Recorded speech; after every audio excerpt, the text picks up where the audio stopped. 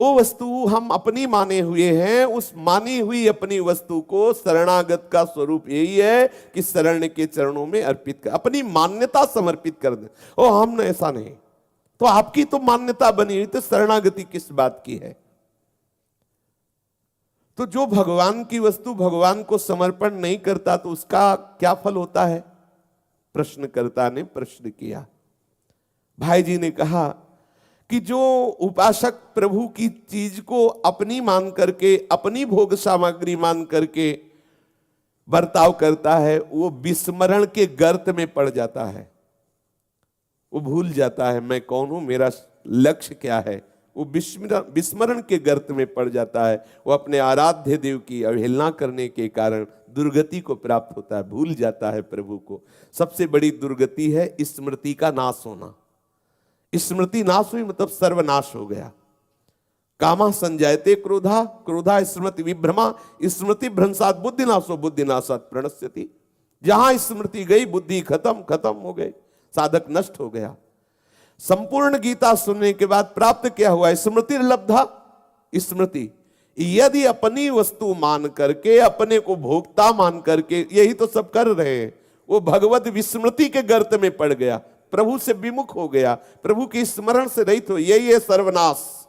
ध्यान दीजिए, सर्वनाश एक शब्द में बोल सकते हैं। भगवत विस्मृति का नाम सर्वनाश, भगवत विस्मृति का नाम भारी विपत्ति, भगवत विस्मृति का नाम सबसे बड़ी हानि जो किसी भी काल में पूर्ण नहीं की जा सकती।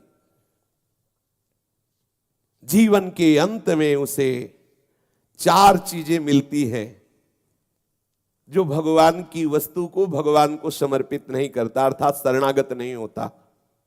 पहली बात, भारी अशांति। उसके जीवन के पूर्ण होने में जब शरीर पूरा होगा तो उसके हाथ 4 बातें लगेंगी। भारी अशांति, भारी अतृप्ति, तृष्णा जला रही उसके हृदय को, असफलता और बटोरा हुआ पाप, ये उसके हाथ लगता है। भगवत विमुख के द्वारा असत आचरण ही होते, जो माना जाता है दान पुण्य, वो सब असत में ही जाता है, क्योंकि उसके द्वारा असत कमाई से कमाया हुआ धन, उससे जो दान पुण्य सत मान के कर रहा है उसमें भी अहम कर्ता भाव होता है, और असत कमाई इसलिए वो असत ही होता है, परिणाम में असत ही होता है।